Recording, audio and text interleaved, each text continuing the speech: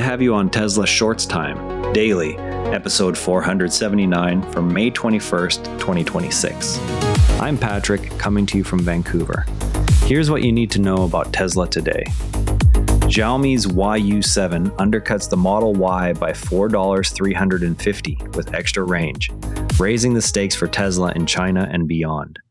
Xiaomi introduced its YU7 crossover at a lower starting price than the Model Y, while claiming an additional 50 kilometers of range. The move directly targets Tesla's best-selling vehicle in a market where price sensitivity remains high. Xiaomi added a lower-priced standard variant of its YU7 to the lineup. The new version widens the price gap with the Model Y and targets buyers who previously found the higher trims too expensive. It shows Xiaomi moving quickly to cover more segments of the competitive crossover market. Chinese competitors are using cost advantages and local supply chains to erode Tesla's position. Now moving to software updates in the same market. Tesla has begun rolling out its supervised full self-driving software in China. The expansion aims to improve the appeal of its vehicles amid slowing domestic demand. Regulators and local infrastructure will determine how quickly the feature gains traction with buyers. The rollout comes as Tesla works on software differentiation to support sales in that region. Independent testing of the 10 longest-range electric vehicles showed none of Tesla's current models ranking at the top. Real-world results fell short of advertised figures across the board, with several non-Tesla models pulling ahead. The findings add pressure on Tesla's range leadership claims, as competitors release updated packs. Several competitors delivered higher real-world distances than their Tesla counterparts under identical conditions. The gap matters because range remains a primary purchase factor for many buyers and directly affects Tesla's competitive positioning.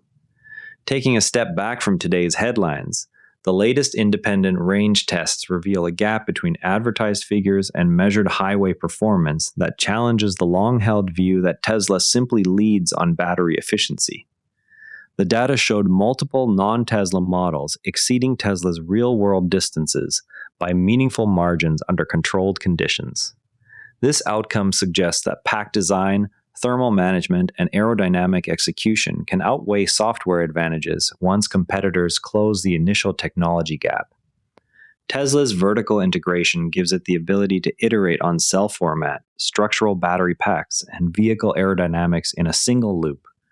That approach could narrow the measured gap faster than rivals that rely on supplier cells and separate chassis programs. The result is continued pressure to treat range as an engineering target rather than a marketing claim if Tesla wants to keep its efficiency reputation intact. Tesla recorded its strongest daily sales pace in Norway so far this quarter. The uptick comes as the company continues to rely on European markets for volume while U.S. growth has moderated. Local incentives and model availability appear to be supporting the recent momentum. Daily Tesla registrations in Norway reached their highest level of the second quarter.